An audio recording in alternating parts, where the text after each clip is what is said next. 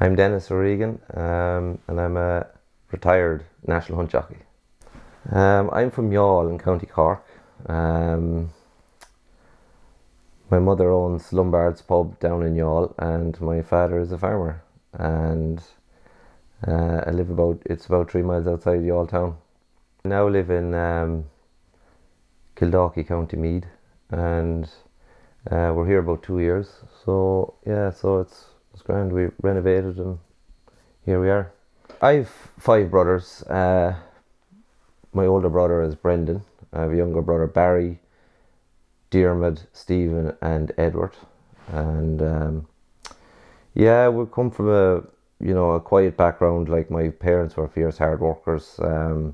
Always had a few broodmares at home, and there was the odd pony here and there. It wasn't until I got going with the ponies that I kind of, my father, when I was very young, I'd say from the ages of 4, he started bringing me to these two old men. They were called Desmonds, and Michael John Desmond and Willie Desmond, and they lived in a place called Ballinona North, Sandy Hill, Dungorney, County Cork. That was their address, and he used to pass their farm every day, and when he was going to work himself, and at the weekends there, he used to drop me there every Saturday and every Sunday. And I went there, I'd say, from the ages of 4 to 13 or 12, and that's where I learned to ride. The Michael John and Willie were very old men at the time. They were in their 60s then, and I was only 4, 5, 6. And they had a little pony called Jimmy, and he was a Shetland, and I got some falls off him. So they had a sandpit, and it was down in the ground, but it was covered with furze bushes all around up a height, so there was no escape. And I got some falls in that sand ring, but that's where I learned. And they were famed for show jumping. They were famed for producing horses at the Dublin Horse Show, and I learned to ride. I learned to shoe. I learned to brush over. I learned to feed horses. Learned how to water horses, how to maintain their feet. Everything you could think of. I actually learned to break horses, break ponies. I done it all there, and my cousin lived up the road from there then as well, Declan O'Callaghan, and he had a pony as well called Silver. So we kind of grew up together, the two of us. So I could go off with Jimmy on the Saturday and go to his house, tie up Jimmy for the day, and we could go playing tractors for the day, or whatever, messing around in the farm there, and then I'd get back on the pony and ride him back down, and my father would pick me up in the evenings. And then so that was one of the huge early parts.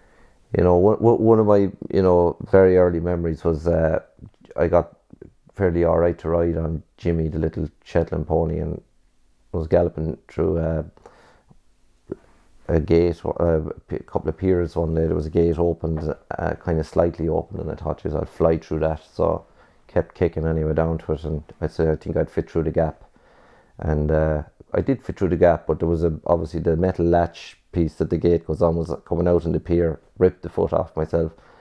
And I was afraid to tell my father for a long time that I was putting it into one of them big, massive old barrels of water. I could feel my foot squelching inside the Wellington boot. And anyway, I took it off, and I'd press my foot in the ground, take off the sock, and there would be blood flying out of it. So I had to put it into this barrel of water. I didn't tell him for ages, but anyway, I passed out that night and on to the hospital. And that was the first 7 or 8 stitches I got in my foot anyway. But I got bigger then, and I got going, and then my father found me a pony for he got it. Hard to know where he got it, but it wasn't great wherever he got it from anyway. He was a Connemara pony, but he was we called him Tiger anyway, and he wasn't the easiest character anyway. And then he was also friends with an ex Navy sailor from Cove in County Cork. He was very good friends with him, and he ended up getting a pony off him as well. And he was from my older brother, and she was called Jessie. And I was to ride Tiger. Tiger was the Connemara, that's what we named him, because he was vicious. So I ended up riding him then, and they were stationed at the Desmonds for a long time, them two ponies, and sure they'd only be ridden on the weekends, you know, so they'd be very fresh. But anyway, you know, I'd meet up with Declan then, he on his pony, Silver, and we'd go off flat out everywhere. But that Tiger was, he was a tough character now, you know, even to this day, he'd be a tough character. My father loved the Pint of Pints when I was younger. We'd go to Lisgould, was always the opening Pint of Pint, you know, so, and that wasn't far from the Desmonds even at the time. And, you know, so, yeah, we go Pint of Pint every weekend. I remember my father then got a horse, put him in training with the Desmonds. He was called Fern Boy. And, God mercy on him now, John Thomas rode him one day. He gave Donald Macaulay one of his first rides on the track in the Pint of Pints, and there was actually a guy that used to ride back then called Noel Mead, and he rode him a good few times, but he wouldn't win, of course, because he was by Cardinal Flower, and you know, the whole pedigree wasn't great, but fair play, you know. My father, for half nothing, we half thought we were training him and all the rest of it, but I used to lead him up there at the weekends anyway, and but he was, I went to most of the Pint of Pints, loved the Pint of Pinting. Then I started going to a guy, Pat Fitzgerald. He was up the road from us. He was a neighbour of ours, great guy. He lives near the Halfway Bar, famous pub, another pub up the road, a competing pub. But he lived down behind the Halfway Bar, and he had he had a couple of mares that he was running in Pint of Pints, and he used to bang on my window every Saturday morning. Come on, we're going galloping horses. So I used to go with him every Saturday morning to the beach in Youghal, and Red Barn, it's called Red Barn Beach, and we used to we galloped every Saturday morning. We'd be galloping horse on the beach, and that's where my initial bite for Pint of Pinting came then, because you know, I was mad for a couple of spins in Pint of Pints as I was getting older. I had done a stint with my cousin there, John Crowley, up in Middleton as well. He was in between Pat Fitz and the Desmonds. He trained race horses. He trained St. Coleman's well, and the Whippy, and Call Me Cool. I got an awful fall off that one morning. The girt broke and I got an awful fall. But I learned a lot there. There was Paul McCarthy was there, and Fergie Sunderland was the amateur. And I remember going to Tralee, leading him up in a bumper years and years ago. But and Michelle Creswell, they all worked there at the time. And I kind of went from there to Pat Fitzgerald then at the weekends, because, you know, Middleton John's was a bit far away. Pat was up the road, and he was getting busy, and he was a great man. He looked after me fierce well, Pat. He paid me well, and it was tough work getting up on the Saturday mornings now, but we did that. Like my father then, you know, I started going to boarding school in Fermoy, because my father sent 3 of us to boarding school in Fermoy, because obviously there was a good gap between the next 3, and I suppose we were just a bit big, and probably we were all a bit hard to manage. So he sent us to St. Coleman's in Fermoy, and I was big into the hurling as well. But so he bought a mare then, by Ferdante. She was Marion's Own, she was called. She was out of Own Acre. I think she was out of a half sister to Ballyhampshire Boy, actually, one of the great horses Sean Ahern trained, and Brushing Hampshire, they were all in that pedigree. And he bought her off the moors in Castlelyons. I'd say very small money now, because she was a small mare. She was by Ferdante, and she had a lot of things wrong with her. Her feet were a bit weird, and she had a few warts on her, but geez, we got her anyway.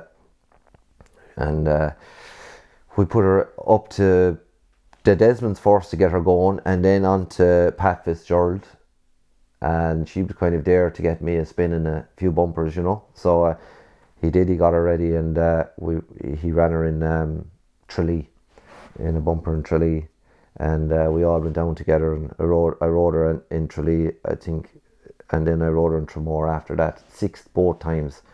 And Yeah, 60. But even at that early stage, I was, I was mad to be getting a bit closer than sixth anyway. I rode in a few pint of pints. I rode her then in a pint of pints the following year. So I riding in pint of pints. I was young, 16, 17 then, 17 maybe.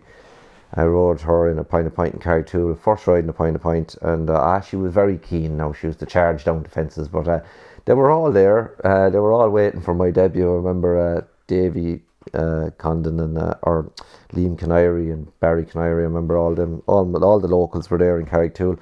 And yeah, sure enough, down to the first fence, and she only pecked the back of it and fell straight out over her head. And actually pulled the bridle off her as well, and she went missing for hours. She was missing for hours. We couldn't find her for ages, but she was found eventually anyway. But I rode her in another couple of pints. But then Pat Fitzgerald gave me a ride on an old horse he had then, Tore Star, and I finished third in him in Drumahan. And then I was starting to get the feel of it then, and I went up to that's when I went up to Francis Flood then. And that's when it all kind of kicked off from there. I went up one summer when I was 17 and I came back, did my last year in school. And then I went back when I was 18. And my first ride for Francis then was a mare called All Honey, 2001. And she ran in Mallow race course. I think it was on the Friday in a bumper. And I finished sixth again. And I thought, geez, I'll never be anything else, only sixth. But anyway, he ran her a few days later in Listowel. I think about 4 days later, bumper in Listowel. And sure enough, she got up on the line. Beat Philip Fenton a short head on one of the Slattery's horses. I can't remember what the name of the horse was now, but Philip Fenton would have been he was the leading rider at the time anyway. And I think when I look back in that race now, there's a lot of trainers rode in that race. A lot of lads training today that rode in that race. But she won. She was by 4 stars, all stars, and she got up on the line. And that was a momentous day now, I have to say. My first pint winner was a mare called Linnagar Hive in Bell Harbour, and she was a spare ride, and she was for a fella called Denis Fitzgerald out in Rathcormac in County Cork. He subsequently bred Linnagar Oscar, actually, that won the Stairs Hurdle. She had an outside chance. I think mares made and divided about 3 or 4 ways at the time, and I got the spare ride. And anyway, he just came in through the colours. Here, you ride this mare for me. I rode her anyway. I was up there, only one ride, but other ride on the day. But I tracked the lads, Brian Hassett and John Thomas. Went at it from about 4 out, and Bell Harbour, there's a tight bend turn in, and the two of them kind of ran off the last bend, and I kind of nipped up the inside and just held on a length. And I won't tell you what Brian Hassett did to me after the line, but it wasn't very nice anyway. But he told me in a nice way never to do that again. But anyway, I learned the ropes from there. But that was my first winner. And my second winner in a pint was for Henry the Bromhead, Drumahan. Herb Stanley owned the horse. I can't think of the name escapes. It's a fair horse now. He was a big black horse. But pint, I was very light, and the pint out. Francis Flood, Lord have mercy on him now, but he always said, you want to be careful in pints. Don't be riding too many of them pints. So we kind of stuck to the bumpers then, and obviously I ended up riding Amy's Mark then, and a couple of others. I think he had about 50 horses. I remember he had Foster and Allen, Anna Dot, the Culdee, and all the horses I rode for him. All Honey, Amy's Mark was my second winner. My native lad. He had GV Ireland.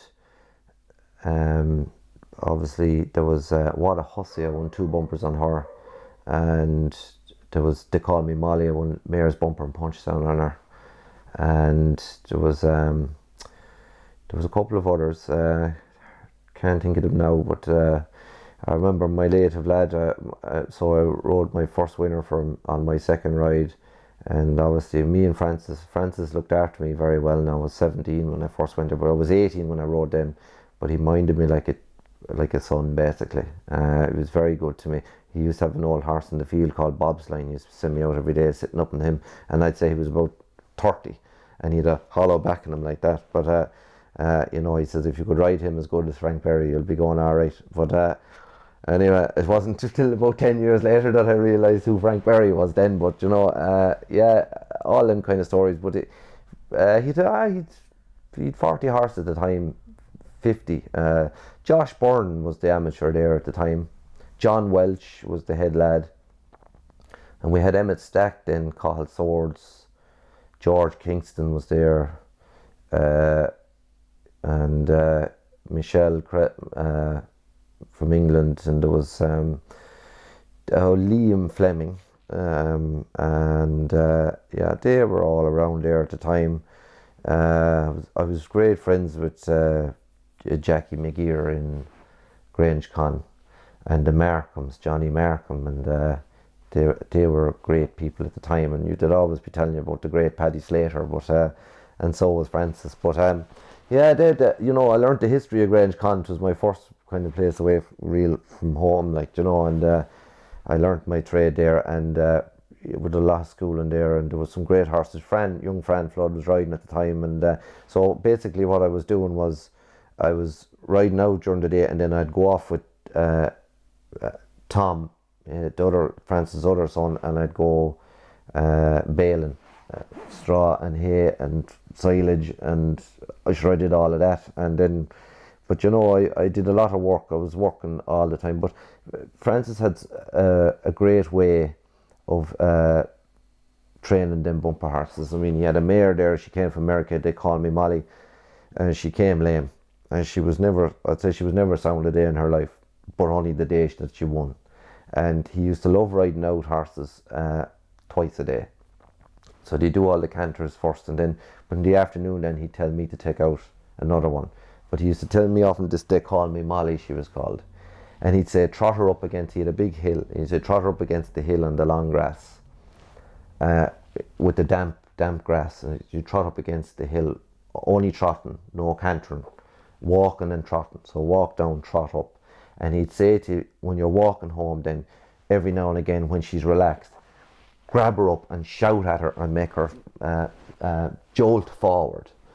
And sure, I had great crack doing that. I used to love doing that, but I never understood it. But she'd one run, Bumper in Punchestown, and he told me, sit 5th or 6th now, and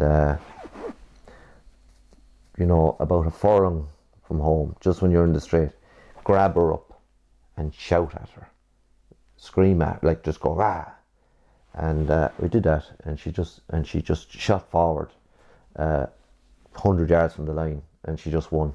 And literally as she crossed, when I pulled her up, she was gone lame again, and she never ran again. It was extraordinary stuff, but I remember Josh Byrne, when he was there at the time. I was only there a couple of days. It shows you how raw I was.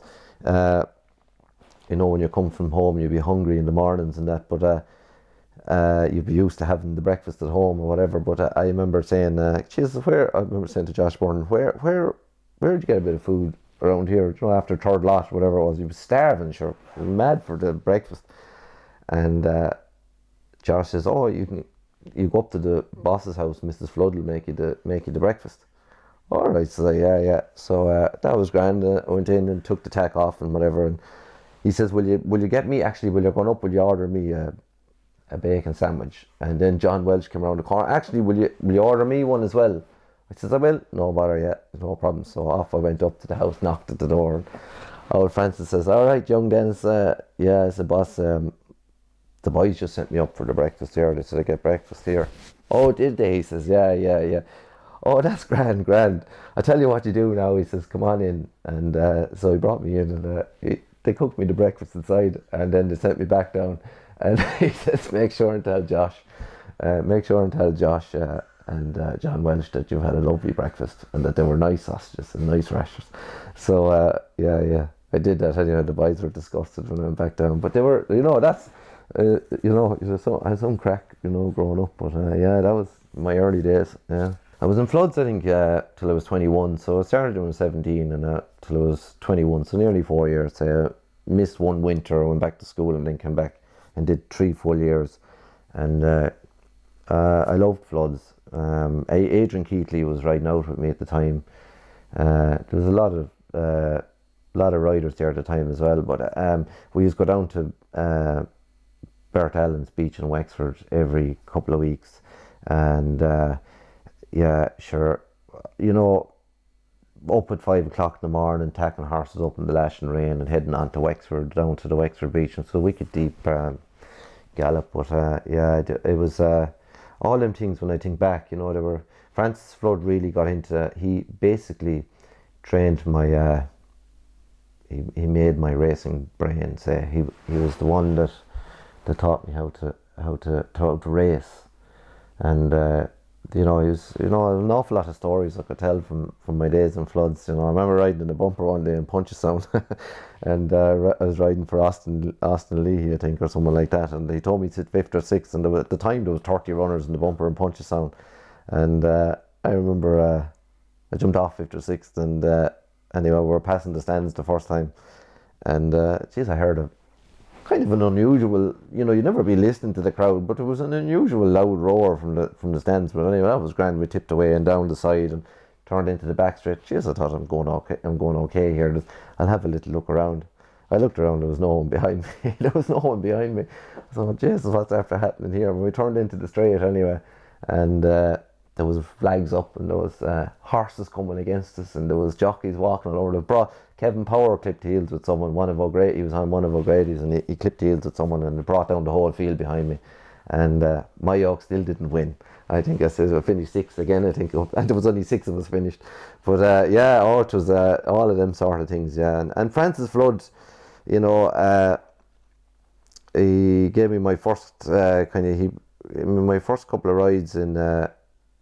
Over fences on a horse called Gardner Park, and he was by Ferdente as well. Actually, he was a bad jumper too, but I finished second on him in Wexford and different things like that. Francis was very good, great man to learn from, real old fashioned, but knew how to get into your head. And he had some great jockeys in the past, Frank Berry and Conor Dwyer, and he was brilliant, really. We lived in very, very poor digs now at the time, but Roddy McKenzie and Paul Madden were all in the house with me as well. Just thinking of it there now, and there used to be in the winter, you might get the odd mouse crossing your legs at night time or whatever. Do you know what I mean? But it was rough, but it was, Jesus, it made us very tough. It was a real. You became a man in floods anyway, that's for sure, and I'll always be grateful to the floods, for what they did. I was going to know me. I thought the floods kind of had run out of, they were kind of a little bit on decline, I thought, at the time. Not that I was clever enough to make any decisions, but I suppose I thought I was on a mission as well now. I wanted to get to the top, and I wasn't sure if it was going to happen there, and I just decided one day, didn't tell anyone. I think I just decided one day I wanted to go to the champion trainer, and at the time that was Noel Meade, and I probably loved watching a bit of Carberry as well at the time. They were very famous back then, weren't they? And I just told him. I went up knocked at the door and told him, I said, boss, I'm handing in my notice. And he said, straight away, he didn't even flinch. He said, that's no problem, I have someone for the job anyway. I'll never forget it. It was a slow walk back to the car, but anyway, I worked out my 2 weeks, and I went to Noel Meade's, and packed my car. Like, I had a van, I think, Ford Fiesta van, or maybe it was, I went through a couple of cars there at that time as well. Didn't have much luck with cars, and that was a great stage in my life, the flood stage, and rode a lot of winners for Val O'Brien, Henry de Bromhead as well, over fence. I won my first winner over fences for Henry de Bromhead down in Tremor. horse called Curfew Tolls. It was a hunter's chase. And yeah, listen, it was, I was getting on very well with Henry as well from a very young age. But Henry was only starting training then too. And yeah, went on then to Noel Meads, and Usher brought on the bag and packed the van, and had a commercial van at the time because we couldn't afford the insurance in the cars. The time the cars were about $3,500 to insure for a young person, 21-year-old in the car. So I got a van. So commercial insurance is always cheaper, isn't it? So I had a driving around a van at the time anyway. But packed it up anyway, and off I went to Noel Meads, moved up to County Meath, and I think I lived in a house in County Meath for a while called Bridie Stringers. That's where they were all kind of staying at the time, and then I branched out and rented a room in Navan. Always there,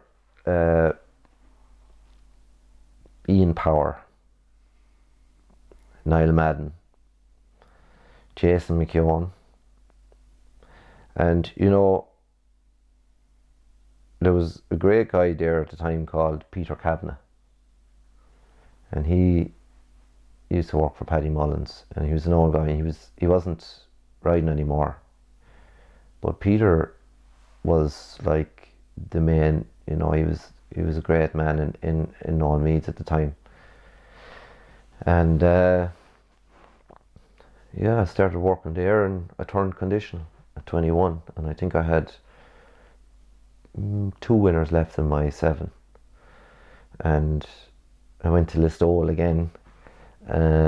My first week as a conditional, and I rode in a beginner's chase for Noel Mead, a horse called King's Orchard. He ran 3 in the race, and oh yeah, sure, the first thing he said to me going out the gate was, look, I'm not going down today, but don't fall off him, whatever you do.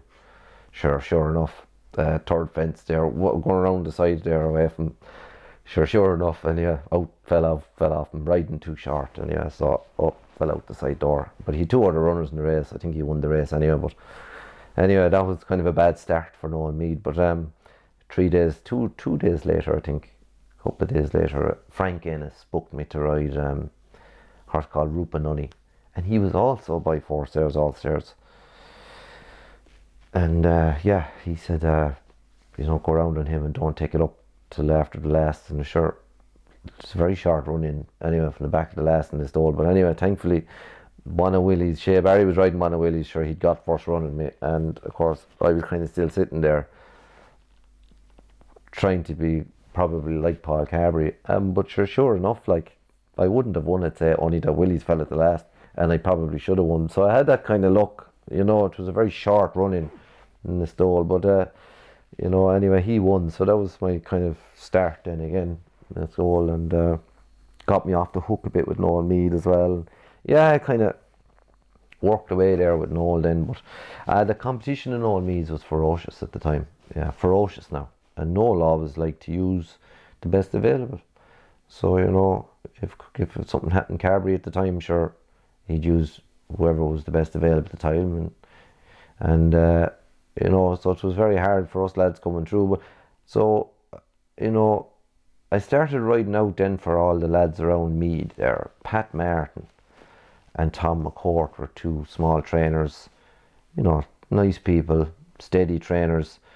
But I got going on a couple of their horses. They had a couple of jumpers at the time, and they all won. Like Breffney Flyer was the one that sticks out for me with Pat Martin. He'd 1 eye, he was blind in 1 eye. But I won 2 chases on him, Kilbeggan and Wexford. And Tom McCourt had a few nice jumpers at the time as well. Now, and they all won as well. So between the 2 of them, I was actually getting going quietly. And then there was Justin, there was the McCarthy's, Cahill McCarthy and Paddy Allen. They had horses, and I was riding a lot for them. And yeah, I started riding for everyone around Mead then, except Noel Mead. And I was in there 6-7 days a week. Yeah, I wasn't riding much for Noel, but I was riding for everyone else. And he was kind of using everyone else bar me anyway. Ian Power was very good at the time. He was a good rider, but he'd come and go. And Gillian, he was Noel's partner at the time. She was mad about Ian, but yeah, Ian was a very gifted rider. There was a fierce amount of talent there at the time riding. It was some place to ride now. I'd say Noel was training 120 horses at the time. And we'd plenty lots anyway, that's for sure. But, you know, Scottish Memories was there, and Harbour Pilot, you know, Native Sessions, the Bunny Boiler, you know, all them kind of good horses were there. He had an awful lot of good horses, Noel Meade, back then, but there was that horse there, the politicians owned him. I can't think of his name now, but he's a very good horse. But yeah, no, I tipped away there, and I was riding for everyone all around the country then. I rode a lot for Henry de Bromhead then as well. Started riding winners for him on the track, and you know, built my way up along, and kind of gradually rode. My first winner then was for Noel. I was a couple of years later now, I'd say. It was kind of 22, 23, and Paul got hurt, and she was a mare, little small mare called Polly's Joy at Naas, and she won a conditions hurdle there. And then a couple of weeks later, Timeless Spirit was the next one. He was in Tipperary, and I think he was by 4 stars, all stars as well, to be honest. And he didn't want to go anywhere, but he had a pair of blinkers on him the day I won them anyway. And funny enough, I forgot Bobby Malloy was there at the time as well, and Paddy Stringer was there. And Bobby actually was, you know, went to Australia with me after that, and he was leading conditional. But yeah. So I kind of took off from there a bit then while Paul was out, and I kind of got going, you know. There was a couple there. You know, the great thing about Noel Meade was he gave me the chance, but then he'd keep you going, like, as well for a while. You know, it wasn't just one winner and it would stop, you know. You accumulate a lot of winners, you know, and then, you know, it might stop then, you know, and you ended up riding some great horses for Noel Meade after, you know, like Snow Turn. Was a great one, and you know, Noel Meade now, I have to say, was you know, he was very hard on us, but he was very hard to very hard to please, I'd say. You know, he expected an awful lot of you. You know, he expected you to ride like your man, sure, and you know, wouldn't be every fella be able to ride like that, and. You know, any time he came in, I used to be looking at him all the time. Carberry, he had a fierce, spontaneous surge in him. You know, Carberry would be quiet away, and he'd be sitting behind. Next thing he could make you know, he could do something that would be spectacular. You know, and that was the great thing about Carberry. You know, he was very clever. You know, I thought he was very clever on a horse. Great jump. You know, great man to school. Noel Meade used to absolutely, like, he had a line of 6 fences out in the grass and 8 hurdles, and he'd have Carberry in one morning, and sure, first lot, and sure, he'd school the whole yard, like, in two lots, like, he'd school the whole up and down, he'd bring them all down, and then you know, I remember him sending me on one morning, and I'd say it was the best leopard in the place. Now it's slow horse now, but needs to be slow and you be careful. Give Paul a lead there on that fella, and sure, we'd go up over the fences. We could go over them 4 times, 5 times. A horse could jump 30 fences in the morning, like one horse. And you know, he'd tell Paul get down, then he'd tell me, you stay on him, and you know, he'd send me back out, give the next fella a lead, you know. But, like, you know, I often got a fall at the last fence, but I could be after jumping 50 fences, you know what I mean? Like, but so the horse would be tired. But Noel was a great man to. You know, he loved getting the horse tired and schooling them when they're a bit tired, and great man to inject pace into horses. And he had a great grass gallop. And you know, Peter Kavanagh is where, you know, that's where I got going with Peter. Then Peter was a great brain. He had a great brain, great work riding brain, and you know. There's a difference between race riding and riding work, and you know, I learned all that there, and style and tidiness. You know, Noel was all about that. You know, and of course, to keep getting the rides, because there was so much competition there at the time. Niall Madden was kind of champion amateur, and Bobby had been there, and he was using you know, he'd go through spells, and whoever was hot at the time, so you were always trying to ride winners if you weren't riding for him, and then when you were riding for him, you were always trying to look like Carberry so that he'd keep using you. So like that was he was a hard taskmaster, but a gentleman and a very honest man. But yeah, great trainer, and the competition then, in the work, he could work 8 or 9 or 10 horses like a bumper, and it'd be all going around. And Peter Kavanagh would be the main man. He'd be riding the best horses, sure, like we could be knocking each other down, or it was like a race, and no sticks now. You'd always take them to the end of the bridle, end of the bit, as far as they could go on the bit, and then you'd go for them. The last man to go was the best man, right? Basically, that's what he liked the most, and he'd be driving next to us in the Jeep then, and if we got carried away or in the last 2 furlongs, he started blowing the horn, but it was funny, like you could pull up then and you'd be talking to him after the piece of work, and you could be after riding one that worked bad, and I said, yes, I don't think you worked great, boss. Well, you were doing 40 miles an hour, like you were doing 30 miles, the Jeep wasn't going slow, but yeah, fair enough, but so it was, that was a great period, and to this day, it was a fierce, close-knit team there at the time. Noel was great at that. We all went out together. We all lived in the same estates in Navan together. We all went out in the same nightclubs together.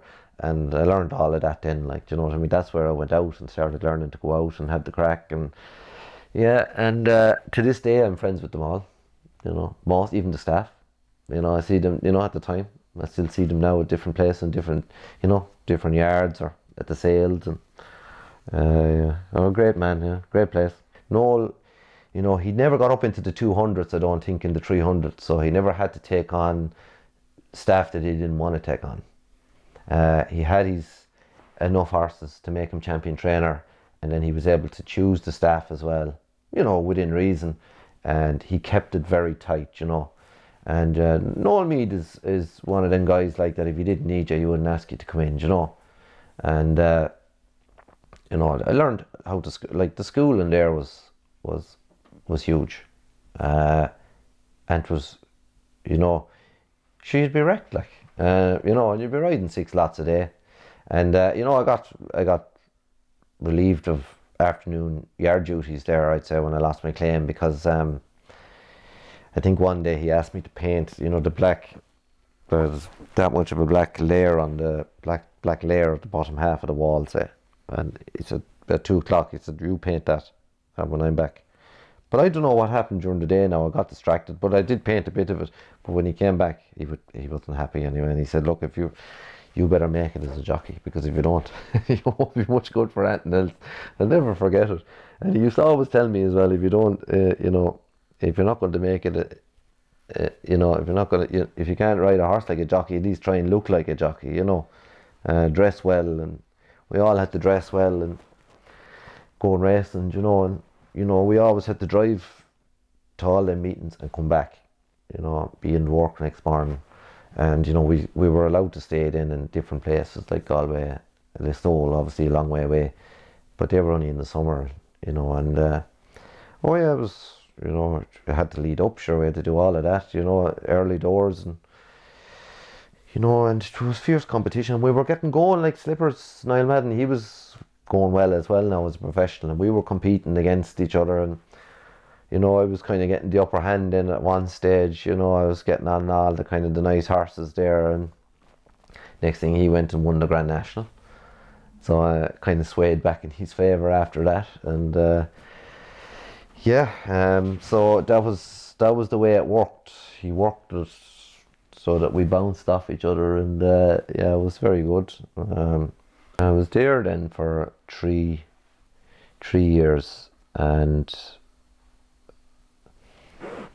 in that period of 3 years I ended up winning the Galway Plate for Dermot Weld 2005 and on Anzair, and then I took off after that. I was still claiming 3, and then I went to Australia, for the week, for the 2 week thing, and I'd say I missed 10 winners.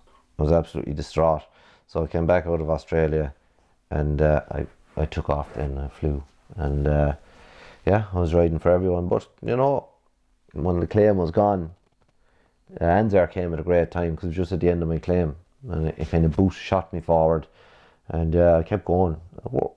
Drove on but I was with an agent at the time, Kieran O'Toole, and he'd all the jockeys at the time as well, the top jockeys, and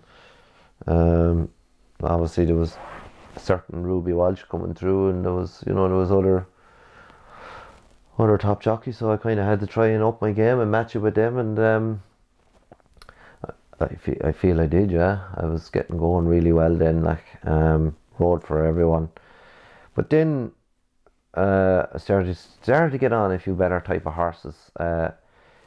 Henry de Bromhead, was riding a lot for him, rode a lot of winners for Henry, and then I started riding size in Europe, and I won a novice hurdle on him at Newbury, and then he came back, and I ended up riding him in all the grade ones, and in his novice year, and then I got on a horse called Church Island for Michael Horrigan, and he was owned by the same people that owned the Beef for Salmon, and Joe Craig, I think he was called, and from the north, and I won the grade 3 novice chase on him in Tipperary, and then he went on and he won the Captain Christie chase in Clonmel, and then he went on and I rode my first winner on him at Cheltenham in the November meeting, the Steel and Sections novice chase, and he beat a horse called Celtic Sun at the time, one of Martin Pipes, who was one of his good horses. Timmy Murphy rode him for David Johnson, and I kind of got going.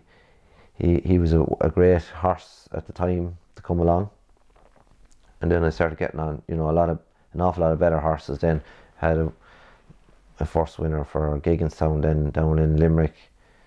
The name escapes me now, but he was a good horse for Horrigan. Won that listed hurdle in Limerick, first time out over hurdles. Different horses like that. Ended up getting on, some really good horses then. Arch Rebel rode a lot of winners for Noel during that season. Nice horses. Nicanor, and then I got to the end of Punchestown. I think I was after having my best season then. I was up near 60 winners for the season, and I rode my first grade 1 winner for Charlie Swan. Offshore account, won the Champions Novice Chase. I think David Casey had to ride one for Charlie, one Cool Cookie, I think, for Gigginstown, and I ended up getting on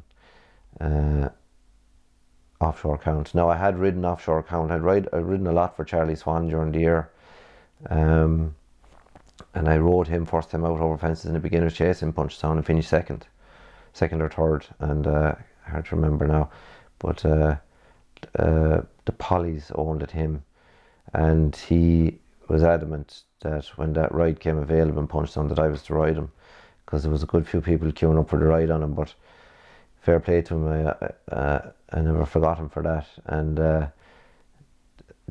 rode him. He was my first grade 1 winner. Now I wouldn't have won. I think Aces 4 of Ferdy Murphy's might have beaten me.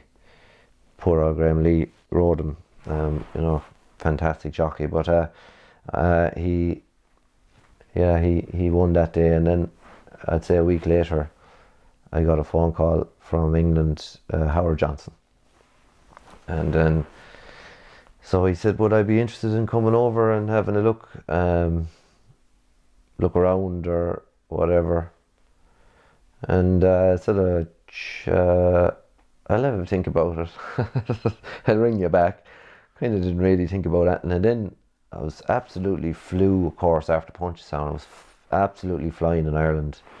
Then, initially riding for everyone, loads of winners, and then Paddy Allen, a friend of mine from Navan, he must have known Howard, I don't know, but he says, you better ring back Howard Johnson there. He's been on. He'd been looking for you, and I said, oh right, grand, and right, so I went and had a think about it, and of course I knew Carberry, when he'd come back I wouldn't, know there'd be nothing in Knowles then, like, you know, Paul would be there and there'd be nothing there. And again, you know, because Paul would ride everything, and rightly so. So I went off then and I had to think about Howard Johnson, and I rang him back and I said, look, I'm finding it difficult to maybe leave Ireland. And he said, come over and have a look.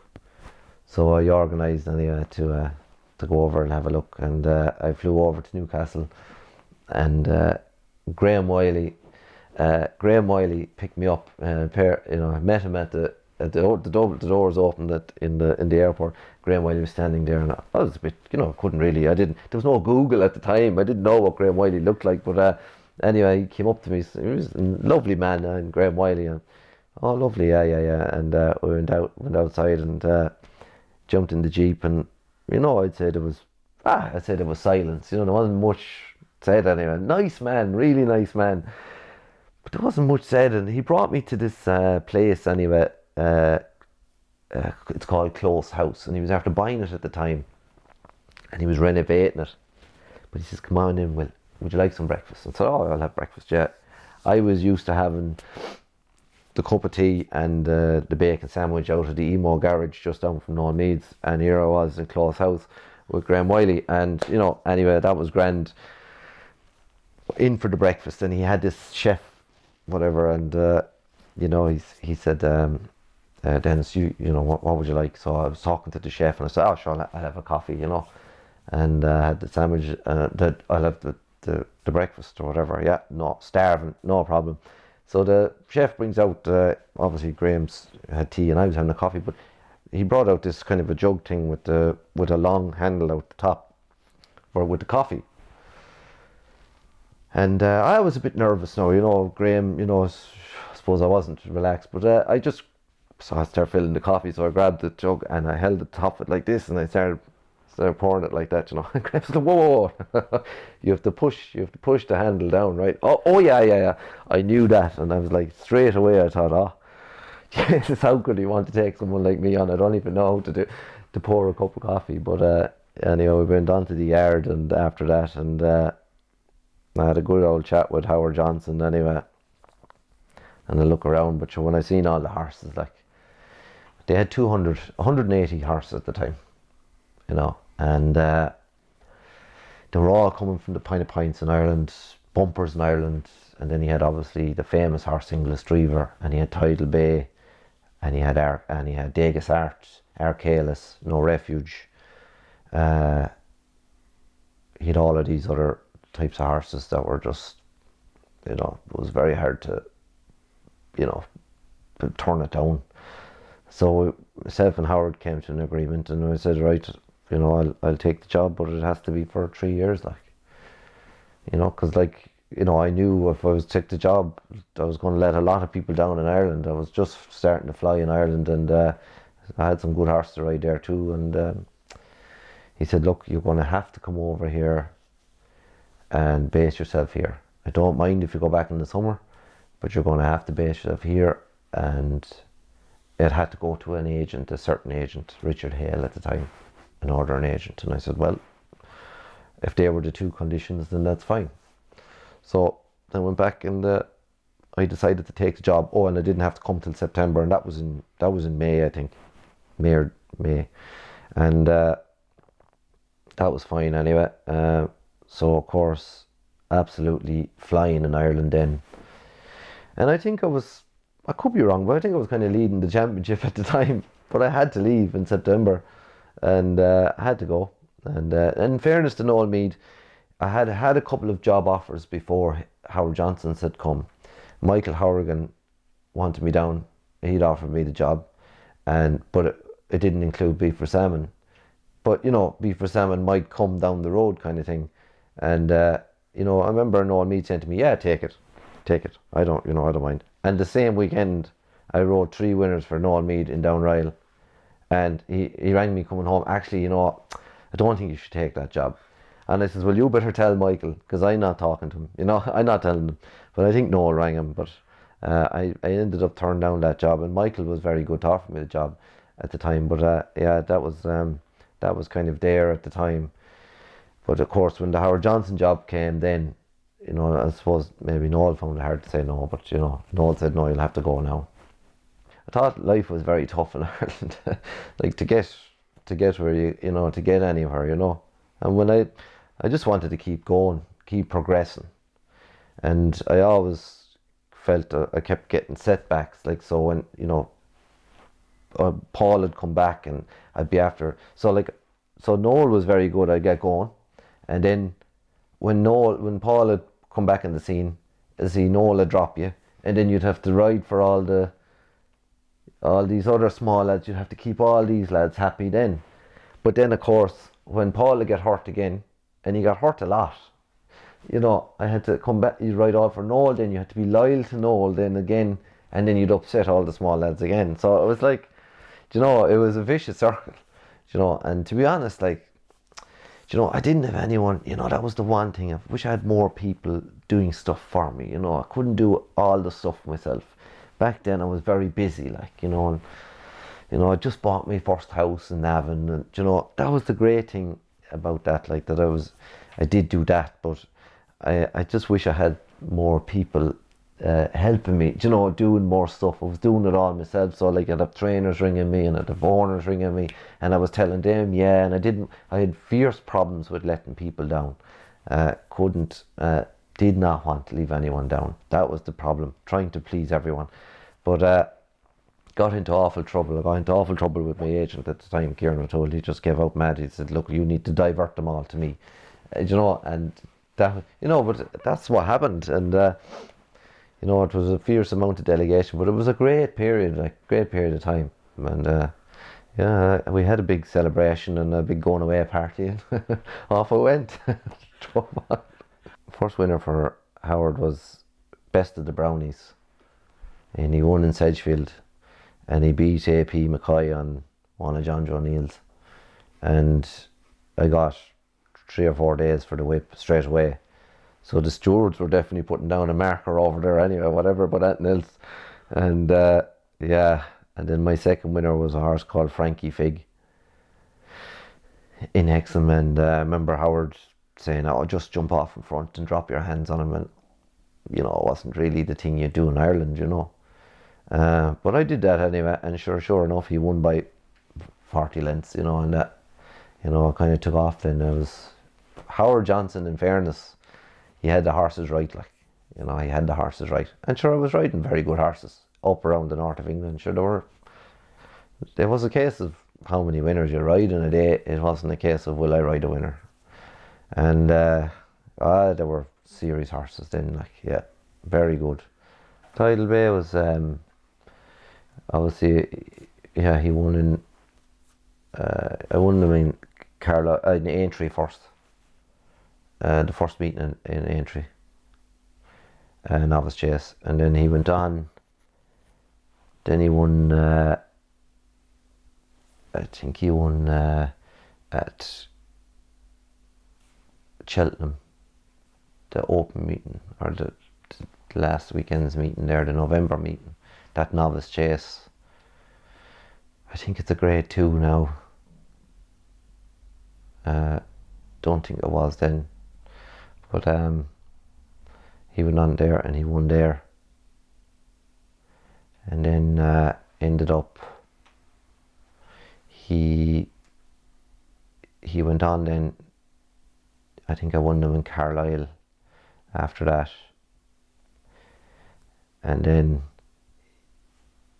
the Ruby Walsh, I got suspended, got a big suspension, and missed quite a bit of time, and Ruby Walsh rode him in Doncaster, and he got beat short head by Leslie Taylor, and then of John Quinn's, and then he went on to the Arkle.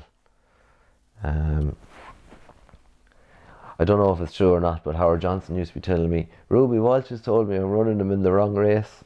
He says I need to be running him in the RSA, but I'm going to stick to the Arkle. So you got to be very positive on him. I said, oh yeah, grand. So anyway, we stuck to our guns, and he ran him in the Arkle, and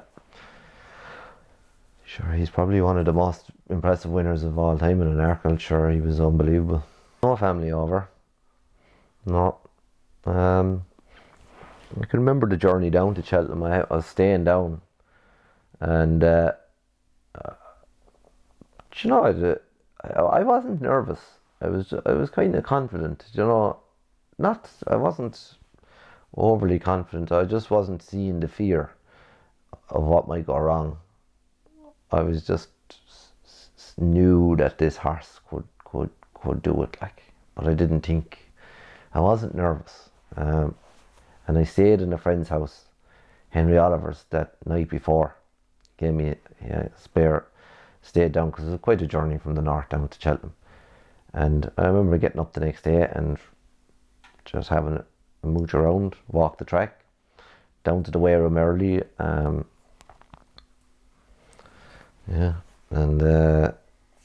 on the suit and down, and I didn't think too much about it. I always sat in the same spot in Cheltenham all my career. I rode at 20 Cheltenham Festivals, 19 of them anyway, and I'd say I'd never changed spot. And none of the boys really said that. And sure, Ruby's and Gershie, and there was Timmy and Jock and Paul Maloney and Jason McGuire all in the same corner. But Tidal Bay, they went, McCoy rode a mare for Charlie Edgerton, Karugorova, and she was getting the £7 allowance, so he fairly made use of it anyway. And he set sail from the word go, and he could rubber. They went some gallop. But I sat second on Tidal Bay, and the faster he was going, the easier he found it. I didn't think we were going that fast, but sure, they were flying, when I look back on it. And he missed one fence away from the stands, he was awkward. Probably just took his eye off it. He was that good. He probably just knew, like, the stand, but everywhere else, he never missed the fence. He was sensational on the day. The faster, you couldn't go fast enough on him. And to see, he was so good, like, he was so classy that when you were riding him, you felt you were only cantering. So you could go any speed you want. He made you feel you were safe anyway. And he bolted up. And I remember looking up into the stands actually when I passed the line. I can't believe this. But I knew there was a bigger day to come. Like, there was more pressure coming later in the week. And I'll never forget it. It was a phenomenal performance. But it just relaxed me for the week as well. First day, and that was it. But of course, then the next day, I think all the races were called off due to the high winds. I think not the next day, the Thursday. The Thursday's meeting was called off, and all the races were put all onto the Friday. So they had one big whammy of a day on a Friday. It was going to be a long day waiting around. I had only one ride, English Driver, and he was some horse now, I was only a very, very small part in his career. Graham rode him first, and Graham made the horse. And then Paddy Brennan had a stint on him. And then, obviously, I was very lucky. I rode him in the long distance hurdle in Newbury, and he bolted up. And then, obviously, the big day, it had never been done. Three stairs hurdles.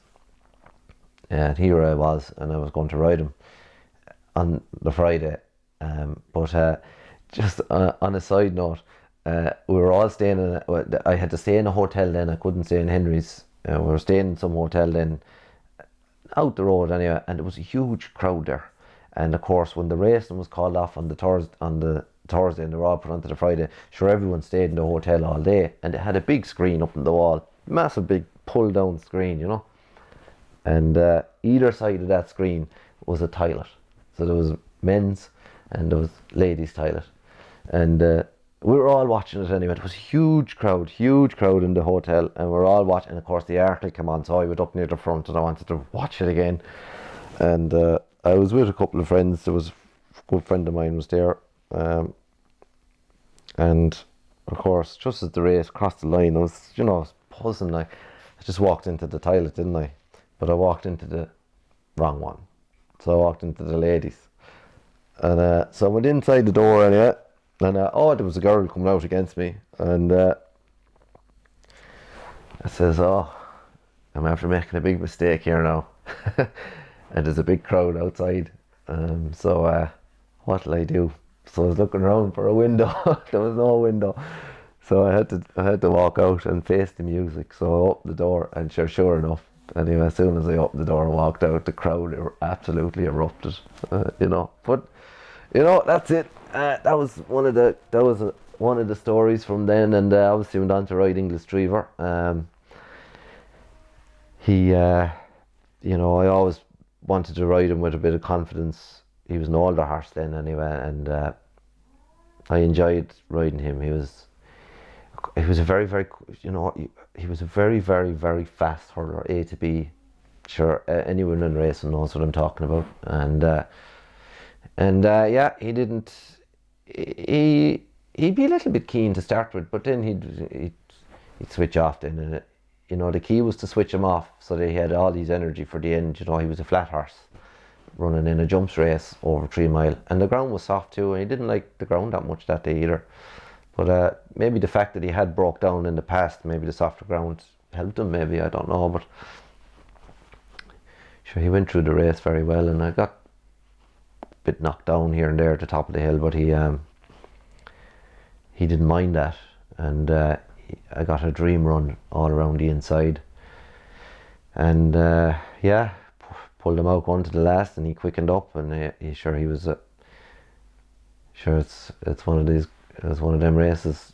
It's hard not to look back with pride in that one anyway, and I was very, very lucky to ride him. He was a great horse, and he was a great horse for a few jockeys, but certainly for me anyway, because it was very hard to find another one like him. And obviously Big Bucks went on then and broke the record after that, but he won 3 stars hurdles, and he missed a year in between, so he definitely would have won 4, I'd say, in that era. And wonderful horse, great training performance. And Tidal Bay went on and backed up his Arkle win at Aintree, but English Drever again could not win at Aintree. He was third to one of Alan King's, Chuck Thornton, can't remember now. But and then I took off then in England, started riding for everyone, and it was brilliant. Cape Tribulation came along. He was Malcolm Jefferson's. He ended up riding him then. I won the Pertemps final on him at Cheltenham, and then I followed it up at Aintree. He won the Silver Cross at Aintree, and then I ended up going back to Cheltenham in January and winning the Cotswold Chase. He beat Imperial Commander, and then Killyglen won the mile weight chase at Aintree. I won the Beecher Chase at Aintree on Black Appalachie, and was second in the English Grand National on him to Tony McCoy and Don't Push. Rucana won the juvenile hurl on him, grade 1 at Christmas, and ended up riding there's a Tully East. He won the novice handicap there at Cheltenham.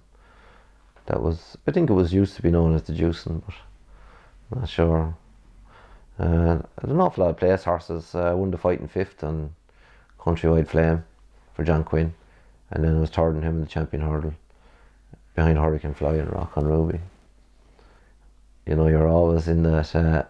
You're always hoping to get a bit more, but I was blessed really to ride. So one of my favourite days ever was riding just riding a horse for Chris Grant in Toaster.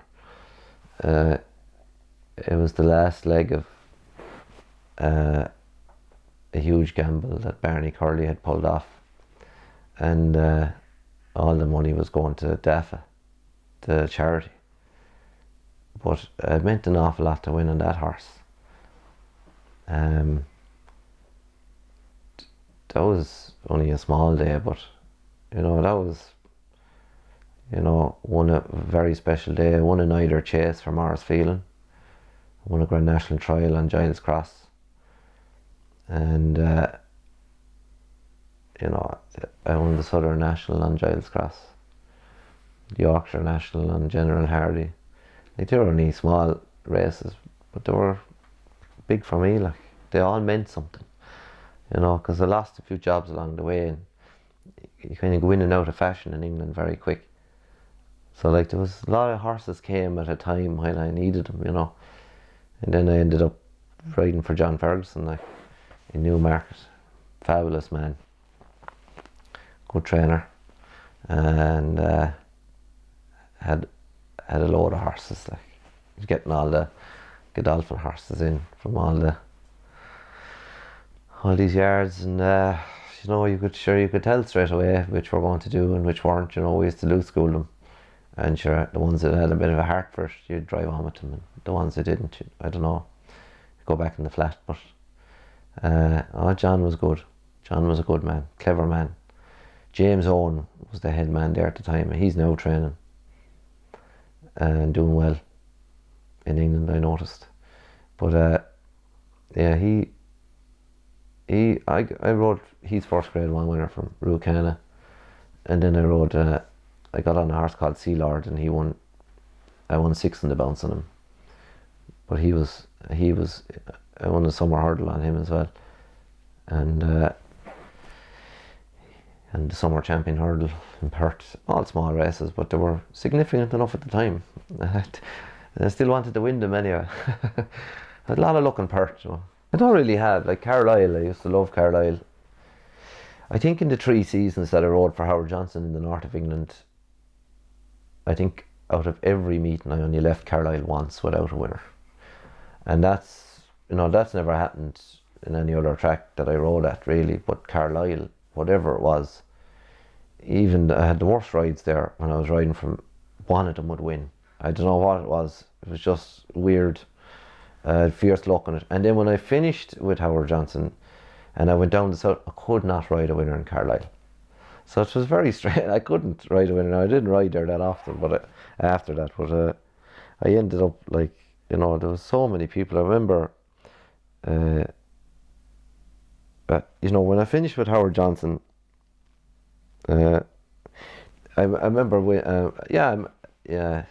there was Acalac there, like Acalac and Howard Johnson. So I remember winning the Northumberland Chase for Alan Shearer, the boys, and that was a great day. Like, they were all there, and that was in Newcastle, and that was a big day for them. And but Howard ran out of ammunition. He ran out of ammunition. They didn't have the caliber horse wasn't there, even though they were, and Graham Wiley was a gentleman, computer man, invented Sage, and obviously it all kind of fell apart up there very quickly, and Howard knew, and he told me it was time to go. That was it. But we went on down to the south. Somewhere along the way, Paul Webber had said to me, "Market Raisin one day, in passing in the parade ring, if you're ever down south, pop in." And I thought, the only man that's ever actually said that, So when I finished with Howard, however long after that was, I said, I think I'll go down south. So I left my agent, and I left the north of England, and I went down south. I started again, and got a new agent, Sam Strong, and I went into Paul Webber's and got going with him a bit, and Victor Dartnell, another trainer in the south, fantastic trainer, seriously good trainer, got going with him. He'd a couple of good horses at the time. So Paul Webber had Australia Day. He'd bought him off the flat, off Charles O'Brien, and he was a front runner, and he used to tear off in front. Mike Cattermole owned him, the commentator in England, presenter, and he used to tear off in front, and he used to rubber for a mile, and then he'd be empty for a mile, but he used to jump so fast, and so basically on good ground you'd let him rip, and he'd go off 20 lengths in front, and he'd wing every hurdle. So he'd have a 30 length advantage over any horse, by halfway. But then he'd be pure empty. You'd be hanging on for a mile. So you just maintain the tempo, and he'd only be hanging on. But sure, he won a lot of races, and I won a summer hurdle on him too. And then I had some great days with him. Now he was a spectacular jumper as well. And then I got on in some lovely horses for Victor Dartnell: Ambien Woods, Giles Cross, Richard Sundance, Exmoor Ranger. They all started clicking in then, and I broke my leg my first year out of Howard's in Kempton. I was flying, and I was renting a room down in Hungerford, off Liam Canary. Stayed with him for a bit, and then I went to Kempton one day. I rode Australia Day in a conditions hurdle, and he beat Catchett and broke the track record that day for time.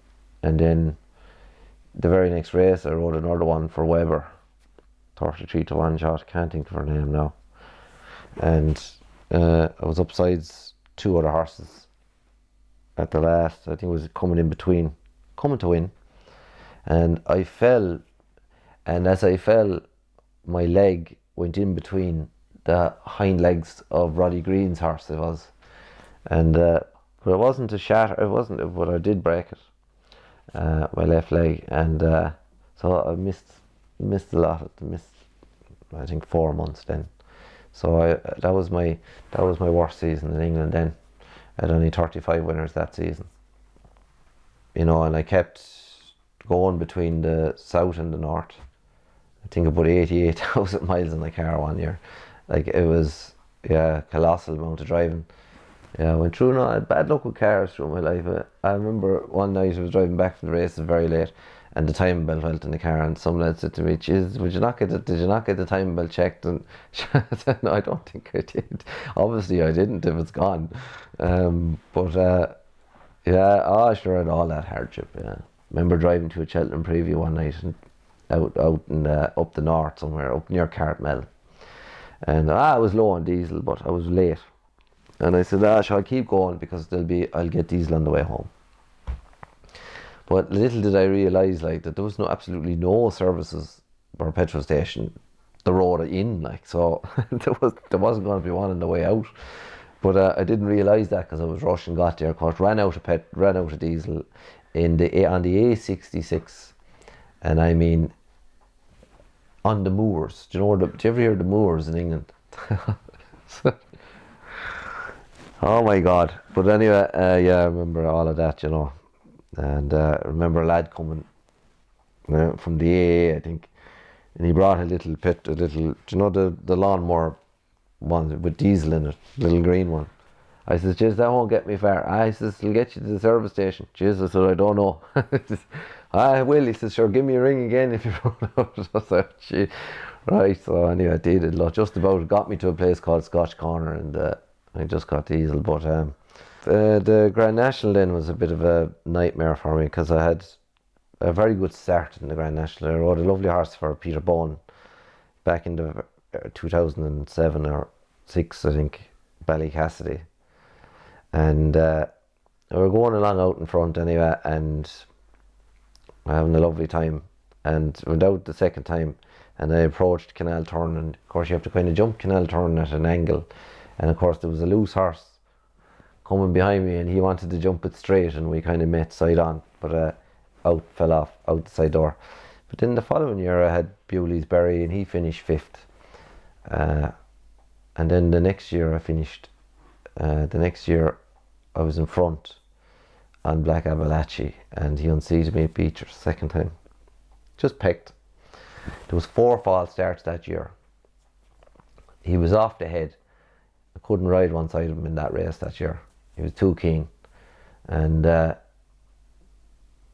so he unseated me at Beecher second time. He was clear at the time, but long. Sure, you're miles from home there. Like, sure, I'd say we could have needed an ambulance and another few fences. You know, he was definitely going to pull up at some stage. But the following year I went back and rode him, and Lord have mercy on him now, Desi Hughes. He's never forget him saying, don't worry about last year now. Just do it. Don't worry. You didn't do anything wrong. Just ride him the way you think he needs to be ridden. So we bounced him out, and he let rip anyway. But he settled this time in the race, and he was brilliant. He jumped great. He was a good jumper when he was in front. But he don't push it. John O'Neill's horse passed me out in the running, and he tried to pick up. He picked up again at the elbow, but he just couldn't. We were beating 3 or 4 lengths. Well bet 4 lengths now. Long way back to the third. But the National was a bit of a downhill, slippery slope after that. Now I rode some horses in it. Our Father, big fella Tanks, and King Fontaine, and I'm not sure about the National. You know, I think the changes to the National, I understand what they've tried to do over there. They're doing their best, but I don't agree what they're doing is going to make it any better. It only appears like it's making it better, but the reality is it's not making it any better, I don't think, because the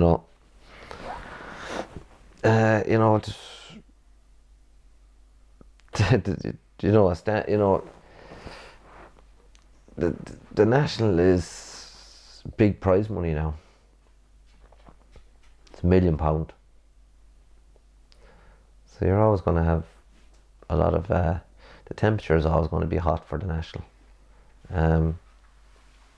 It's like I don't think they'll ever slow it down again. I think the only way I thought they could ever slow it down was overwater it, have the ground heavy, but they're not going to do that, and it wouldn't suit everyone, you know. But they're definitely going too fast now, and the fences are too tricky, you know. It probably worked well when they were huge fences and everyone, like, there was no forgiveness, everyone respected them. But now I think there's a slight forgiveness in them now, you know, and it's the speed that catches you, you know. And like, there's too many horses now rolling into Canal Turn, still in the race, you know. Too many still in it. Too big a field. I think they're doing their best though. I think they'll get it right, but it's not simple. I'm not sure how about that, but I don't want to sound like one of these older trainers or jockeys that are giving out that today's world isn't the same as the old world, you know. I just think with that particular race, I would have said the less adjustment the better, you know. But they probably tried for years not to adjust it, but I thought they really got it right there 1 or 2 years. They had it right, and now it seems to be gone again. I remember one year riding a horse in it called King Fontaine. He was a bad jumper. He was for Trevor Hemmings, and wasn't really looking forward to riding him. But he had a big engine, but I knew he'd root a fence out of it. And anyway, Malcolm, another man that's passed away, Malcolm said, what are you going to do? I said, I'll hunt him round. I don't have him too far out the back, like, give him a chance, you know. He's got a lovely weight, you know, 10-4, whatever. And I thought, yeah. So maybe I just kind of decided at the start, maybe this lad might be better off just hunting this lad around for a lap first, and then see. And anyway, I remember we got round the first lap, of course, not giving him much of a ride now. Got round, just hunting him around. I thought it was the best thing for the horse and the jockey, just to hunt around for the first lap. So I got over the chair in my own time, and I got over the water and turned down. And the third fence down the side, the third is an open ditch. The third is a ditch, and it's the biggest, I think it's the biggest jump in the track, the third one in the national. And I remember there was loads of birch knocked off the top of it. I was thinking, oh, happy days. I was looking for the lowest part of the ditch, you know, to jump it. And I remember jumping it anyway. And as I was in the air, I was looking down. So I just have a little peek down. And I could see all the stakes inside the fences. And I thought, geez, it's going to be hard to finish here after seeing that. And then I realised the significance of the easy fix going into the centre of the fences. I mean, no horse. Horses are getting faster. No horse could get away with an injury hitting them. So I thought, you know, fair play to them. Like, to get the easy fix into the middle of them was a fair effort now. So I mean, they got it right then, I think. But I can't see why the adjustments have to come in. Like, I can't see, and I know I've been in England a long time to know that they do get a lot of, you know, they come out and they say, you know, we're under pressure from the RSPCA and this, that and the other and whatever under pressure society groups that are out there. But they genuinely are under pressure. You know, you'll have people saying, well, where, like from where? But they actually are. But I just think some stage you're going to have to say, no, like, no, we're not doing this. And, you know, whatever about the whip, that's fine. I think we'll have no whip anyway eventually. I've been saying that for years. I think, you know, the lads riding will only have the use of it to keep them straight. The national is racing's flag bearer of a race, and I don't think they should have adjusted it. I've gotten so much good advice that I don't know which one to pick, to be honest. You know, but I think I always went through the game very straight. I think I always tried to do the best I could for everyone, for anyone. I always tried to not do anyone any harm anyway. And you know, I always think if you do right by someone, it'll come back to you in another hand, you know, somewhere. And that's kind of the way I've operated. What's for you won't pass you. I think that's one of my favourite sayings. I'm always telling everyone that. What's for you won't pass you. I think social media, whether you like it or not, you can use it to your advantage, you know. After the weekend there, it's nice to see all the nice messages anyway that come through on it. I wouldn't have got all them messages if I weren't on it. So I never had any trouble with it. Sure, you'll always have that, but I always found them funny. Like, those lads absolutely slating me there and sending me messages and all sorts of threats, and over the years, I've had the world of it. Like, I've had the world of it. But I was like, I don't know, maybe it's just, I'm probably, I could be immune to people hurting me, you know. I wouldn't get hurt, like, cause, you know, I've already been through so much in my career that one lad's sentence isn't going to hurt me, like, really, no matter what he thinks I am. And you know, I remember taking the wrong course one time and faking them, and I was only in England September, October, November, 3 months, and I was after riding 40 winners or something. So all the media were bigging me up. I was this great jockey, anyway, all this. Anyway, rode a favourite Haringey for Henrietta Knight in Fakenham. And of course, back then my weight wasn't great and I was in an awful rush. And I didn't really get time to walk the track. And that's very unprofessional of me, because I would walk every track. Once, at least, anyway. Even just for a bit of exercise, I would walk the track. And I often thought about walking the tracks backwards. I'd often walk a track backwards. Not even the way I'd be going, often walk it the opposite way. But I obviously made a mistake in the race, and it was a 3-mile chase. And I didn't know what got into my head, but we were after going around 3 times already. And of course, I used to ride on total feel. I didn't ever ride on numbers. Like, same with the whip now. I can't ride. I would ride on total.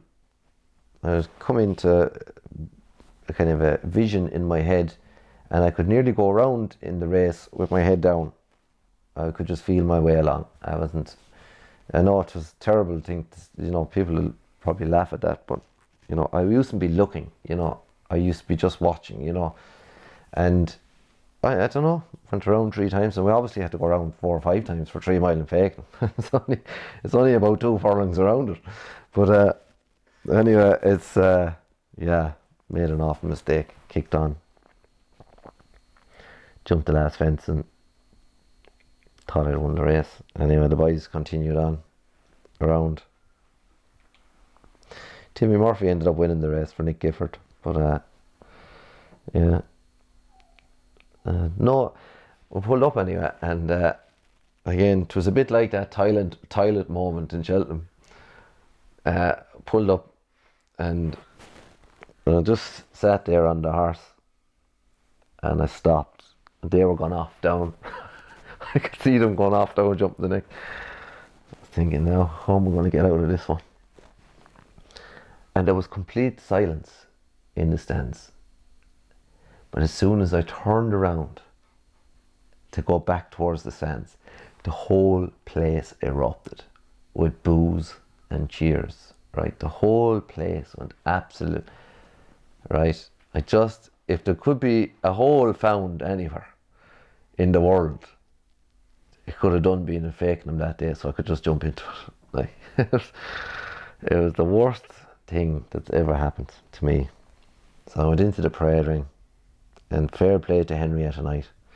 She stood by me, and I was literally attacked in the parade ring, from the parade ring to the weigh room. I was literally attacked. Punters just absolutely swarmed in.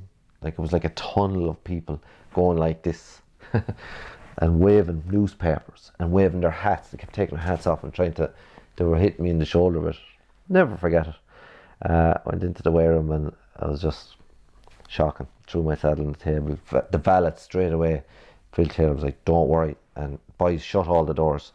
So they shut the doors, and next thing, there was this lad, I don't know, was he a journalist or what? He was trying to bang in. There's a door in Fakenham, a side door. It was like an emergency door. He banged it in, and Timmy Murphy jumped up and started threatening him with his helmet. He's going, I'll fire this if you come in here. Don't get him out. Kick him out the door. It was, oh my God, it was insane. So then the next day, then the first 4 pages of the Racing Post, there was pictures of me in the swarm of people after making this dreadful error, like, and you'd swear I was after killing someone in Fakenham, but you'd swear there was a murder down there. But I never forget it, and obviously got a 2-week suspension, 14 days.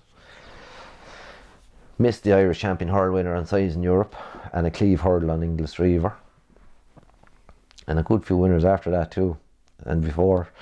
But I never forget it going up the road that night. Graham Lee was driving, got a lift down with Graham Lee, and I was thinking what I was going to say to Howard Johnson and Graham Wiley, and the phone rang. It was Howard Johnson, and I didn't answer it. And I'll just wait until I know in my head what I'm going to say here, and let the dust settle just for a little bit. And he left a voicemail on my phone. "Now, Denis, don't be like a little rabbit. Come out of the hole. Tell me what's happened." And I was like, oh, this is going from bad to worse. So I waited an hour, and then it all settled down, and rang him. He said nothing anyway. He said nothing, in fairness to him. And in fairness to him, he held back. He couldn't hold back English Reaver because that was part of his programme, and it was important. But everything else, I'd say nothing won. Tidal Bay got beat, and Doncaster, I'd say fair play to him. He held them all back. He didn't let rip like with a flurry of winners or anything like that. He waited till I was back, and I missed. That was a tough time now. So when I came back then that time, I was quiet. I was quiet like. But then obviously them two horses winning Cheltenham came at a very important time. They were shot me back into the limelight. I was forgiven. But I think that was a mad time. I think the big thing I thought in Ireland when I was starting out was, you'd ride a winner, and then you'd get the opportunity to ride another winner, and then you'd win on that, you get an opportunity. So until you got beat on the ones that you shouldn't get beat on, you got a run, like you got a run at it, like. But I don't know if that happens now. I think in the two big powerhouses, three big powerful yards, for the young fellas that are starting, I feel they'll get, or any of the lads that are riding out, they'll get one winner, and then it'll be a while before they get, I don't see anyone getting a run at it, It's also harder, I suppose the lads, it's all changed. I was lucky there. I had a good agent, Gary Cribben, there the last few years, I think there's a great bunch of lads coming through now. But, I hope they get the opportunities, it's grand winning not getting much and then winning a grade 1. But that won't make you. I think you need to be riding in a beginner's chase. It mightn't have a chance, but it would get round. That I used to get a buzz out of that, just getting one around. And shouldn't have got round, or no, maybe no chance anyway. I probably wouldn't ride one that didn't look like it was going to get round, but just getting round in a beginner's chase is good for anyone. Just getting round in races, finishing 5th, 6th, getting horses tired 3, 4 out, and they're out in their head, knowing what to do, doing the right things, keeping straight. Jockey coaching's never been in Ireland, only until the last few years. The jockey coaching first came on the scene, I'd say in England. I'd say the BHA, this is the first time I seen it anyway, the BHA started employing all the ex-jockeys and bringing on all the ex-jockeys on board and assigning 4 or 5 conditionals to each ex-jockey. They obviously trained them first, and trained them and funded them, and then paid them. And I'd say that has left a good impact in England anyway, and the jockeys in England.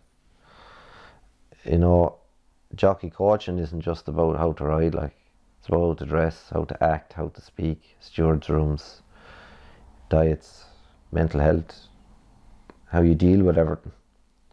So, how to live, basically, as a jockey. And I see now that they're bringing it in here. They're trying very hard to get it in here. Jennifer Pugh has played a big role in that, and Equip. I think hopefully it's all coming together. I don't know what stage they're at with it yet. I know they've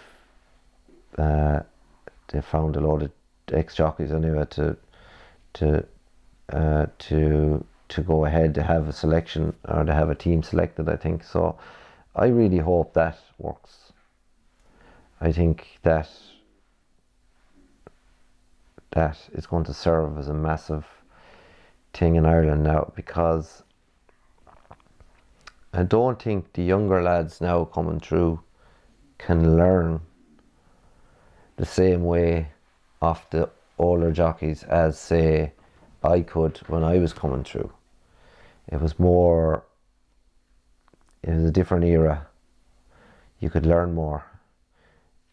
You were riding in amongst with a lot more. There was an awful lot more of top riders, and you could be mid-division in the maiden hurdle, and you could find yourself upside a top rider. I think now, like, there's a bit of a shortage, I think, and a lot of the senior lads have retired, and I think it's harder now for the young lads, to be, looking on. And I suppose there is a certain element of dominance now in Ireland, where there's a couple of powerhouses, and the big horses, they're just going to be running, they're going to be out on their own, say, in a maiden hurdle, and it's not, but they need plenty racing and plenty rides, and there's more racing now too, and I think there's a great bunch of lads coming through, but they will need jockey coaching, no doubt about it. There is no point being coached by a trainer, even if they have ridden. It's all about today's world and how you ride today, not back then. It's all about moving forward, future. And I think Ireland's in a good place now, jockey wise, and definitely if they could get in this jockey coaching, if it comes to fruition, it'll be a huge advantage. Yeah, that's good. So my wife works for HRI, like, she works on the racetracks, but she works for HRI, and I did think a couple of years ago I'd rode the winner at Bellewstown. I knew Bellewstown was, I said, I need to ride, when I came back to Ireland, I need to ride a winner in Bellewstown, basically, and then I'd be happy, I'm all done. And I did Bellewstown, and then someone rang my wife from the statistics. I think it was HRI, or it was somewhere anyway. Someone told her, there is a track in England that he hasn't done, and if he did it, it's quite possible he'd be the first man to do it. Like, so I said, well, I didn't need much encouraging, like, to be honest, because I thought, I need a goal. You always need goals, don't you? And so I went about doing it, and I don't think anyone knew really about it, but I did an article for the Examiner a year ago, a while back anyway, and I did say it in that, and then so a couple of people got wind of it then, and in fairness, a couple of lads in Gordon Elliott's got wind of it, and they tried to make it happen anyway, in fairness, but them particular horses weren't good enough on the day, but they did try, and So then, I don't know whether the stubbornness in me then came out or what, but I kept going back then. And he and Colin started bringing horses over, and I think a couple of rows along the way, but with, with bad, with certain horses over there and different things, but they weren't good enough. And I knew you needed a half decent horse for Hereford, because it's a funny track. It's a southern track as well. So of course got injured again this time anyway in the summer, and in fairness to Keane, I've had a lot of luck with that 5-on-5. He won in Cartmel and he won in Tipperary, and he told me, don't worry now, we'll have him. There's a novice hurdle in Hereford. We'll bring him there in November. So that's grand. So he obviously went and ran in Fostlass, and he was third there in the Welsh champion hurdle. I didn't ride, obviously, but I only got back the day before Hereford in Cork, and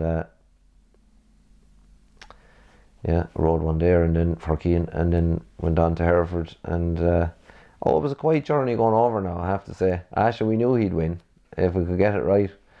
We knew he'd win. It was very quiet now. Alan Collins and two of his pals, Timmy and Ronan, came, and my mother-in-law, Louise's mother there, she came all the way down from the north of England just to be there. So we picked her all up in the taxi, and Keane and myself, and it was.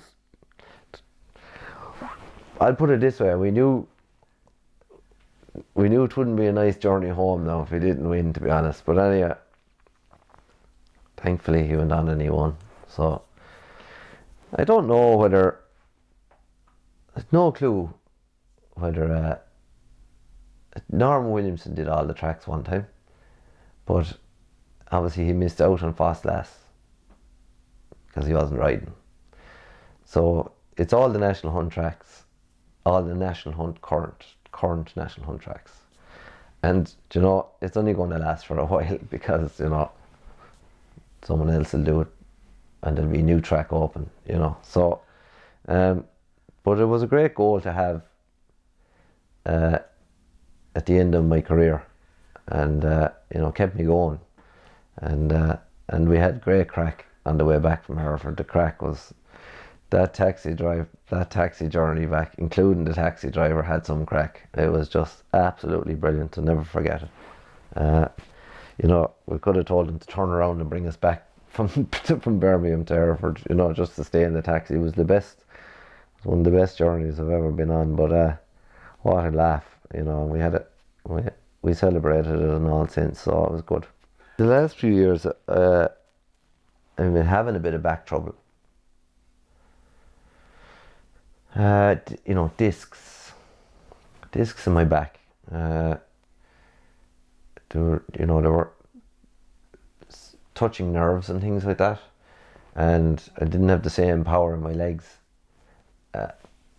And so I've had my own physio for the last 4 years, and we were able to keep on top of it and manage it really well. And it's you wouldn't believe it. In April and May there this year, even from January, I felt that I was in great shape, best I'd felt in a long time. Like all the physios and all that kind of work was paying off. And I got a silly fall in Kilbeggan, just before Galway, and something shifted, something changed, and I then no longer had the control. I couldn't control the say where I was at then and the whatever. So I rode in Galway, and that wasn't great now. So I had to pull up stumps after Galway, and I didn't ride another horse until the day before Hereford, and that was 14 weeks. And obviously I've got it x-rayed and scanned, and it needs further attention. But again, I went on a 6-week program before I came back to ride this time, and I was just able to build it up enough where I could just feel comfortable riding, and I did. And I came back and I rode in Cork. I was delighted. Went over to Hereford, felt absolutely brilliant. And then came back and I kind of rode somewhere else, rode Fairyhouse somewhere, and then I went to Gorham Park and I got another very, very soft fall, and it kind of shifted it again. And, I just couldn't face into the work that it took to get back, to do it all again, So now I'm only trying to get a bit of quality of life, do you know what I mean? So, and of course the goal wasn't there. After that was done in England, after the winner was got, the goal wasn't there. So, what was the next goal that was going to make you go through all of that again? So, it was Louise knew here. She knew. She doesn't say much, but she did say it was time to stop. So I just picked the spot in my head. Navan, I thought Louise would be there, and she works there, and we could bring the kids there, close to here. So, that was it. It was important to go out and Monarchy and Collins's as well, just because of what he did in Hereford, and he's an up and coming trainer, and it was good to get out in one piece. Didn't have to be a winner, but I've had a great career.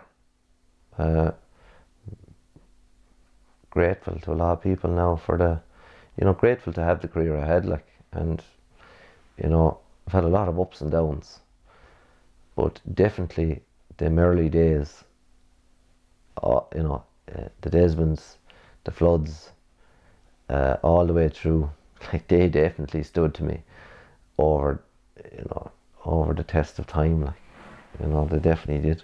I don't think I'll miss race riding. I think I've done so much of it now, consistently for 25 years, that I'd say I'll be okay that way. I'd say I'll be alright that way, yeah. I won't miss the work that goes into getting the winners. You have to put an awful lot of strain on yourself to ride winners. It's not only work very hard and try and get winners there, but you have to make yourself feel that you're doing enough to warrant winners. So depending on how hard you are on yourself, that's the big thing. But I think, I don't think I will. I don't think I missed the riding. I haven't yet anyway. Looking forward to doing something else, something new. It'd be great to stay in the game. I have a couple of young horses here. We're doing a bit of pin hooking, buying foals, selling them on as stores. We had one good day in Tats, and then we had one or two shabby days as well. So it's just about balancing the books at the minute. We've got a nice shed up now, and I've a couple of more things to put in. I'm putting in a lunge ring in a couple of weeks' time, and but I don't know what I do. I don't know about the riding. I don't think I'll be able to ride many horses in the future going forward anyway. So it'll be all brain work, hopefully. But yeah, and the boys are good, and it's great to eventually see my children a bit more often. I haven't seen much of them, which is a bit sad, because racing takes up all your time. Even if the phone rings at night, you have to speak to that person, so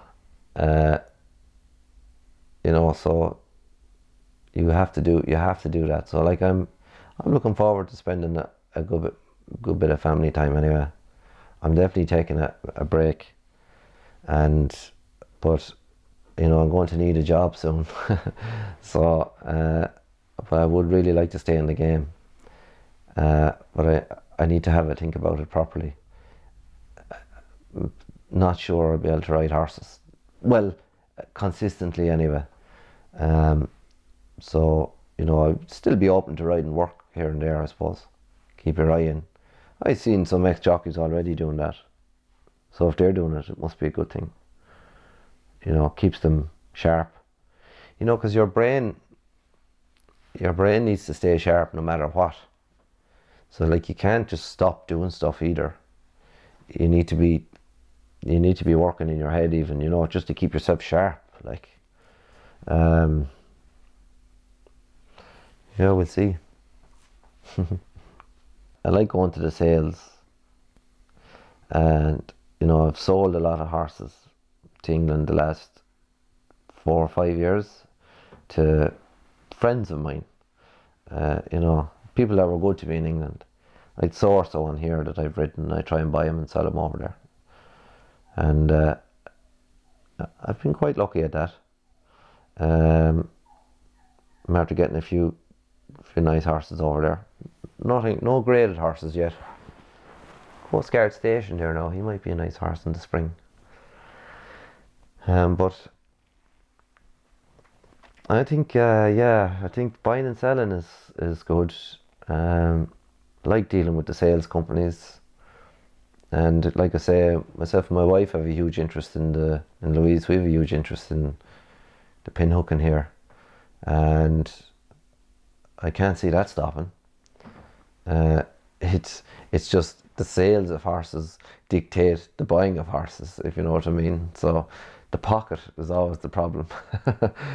But yeah, I think that's a thing I could do. I don't think I'm going to rush into anything. I don't have any hobbies. I don't play golf. I haven't been on a holiday for a long time. Wouldn't mind going on a holiday. But other than that, I think I'd like to do something within the sport, using my brain, like using my head. And but I don't know what that's going to be just yet.